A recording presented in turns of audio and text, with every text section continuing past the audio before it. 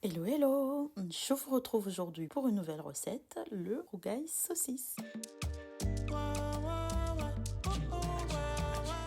Pour cela, j'ai besoin de saucisses fumées. Quand je n'ai pas ces très bonnes saucisses de la Réunion, je prends plutôt celles-ci qu'on peut trouver à Leclerc ou à Auchan. J'ai besoin d'une boîte de pulpe de tomates. Le meilleur, clairement, ça serait de faire avec des bonnes tomates fraîches. Il me faut également un oignon, 2 gousses d'ail pilées dans mon mortier venu tout droit de la Réunion. J'aurai également besoin de thym. Alors là encore, le mieux, c'est d'avoir du thym frais, mais là, j'en avais pas. Il me faut aussi du curcuma, qui est l'une des épices phares de l'île de la Réunion. Et celui-ci, je les ramène directement de la Réunion. On va commencer par faire bouillir les saucisses, 15-20 minutes max. Et ensuite, je vais venir les découper. Ce que vous voyez à l'intérieur de mes saucisses, ce sont des épices. Ce sont des saucisses qui ont été fabriquées de façon artisanale à la Réunion. Et donc, il y a des épices. C'est pour ça que ça donne aussi ce goût spécifique que tu ne trouves que dans les saucisses réunionnaises. Là, je prends une casserole bien typique. Elle vient aussi de la Réunion.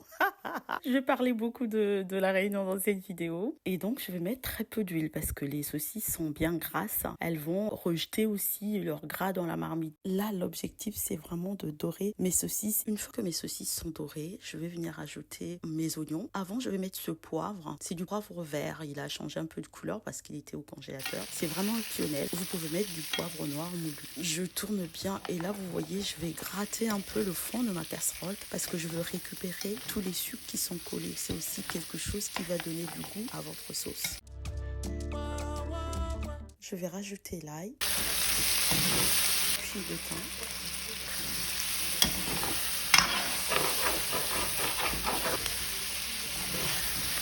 Et enfin, le curcuma, l'une des stars de cette recette. Une fois que tout ça est bien mélangé, je vais venir mettre ma tomate.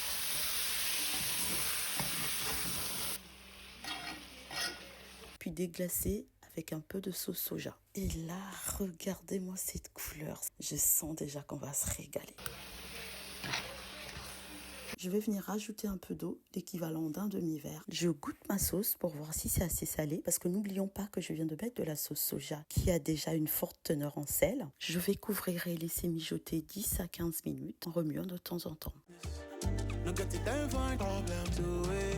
Et voilà, notre rougail saucisse est prêt. Le rougail saucisse s'accompagne bien sûr avec un peu de riz, mais aussi des haricots rouges. J'ai fait une petite sauce citron et mon rougail préféré qui est mon rougail brinjel. C'est une pépite. Je vous ferai la recette. Je l'accompagne même simplement d'un poisson braisé ou d'un poisson cuit au four. C'est une dinguerie. Voilà, notre recette est terminée. Bon appétit et bisous bisous.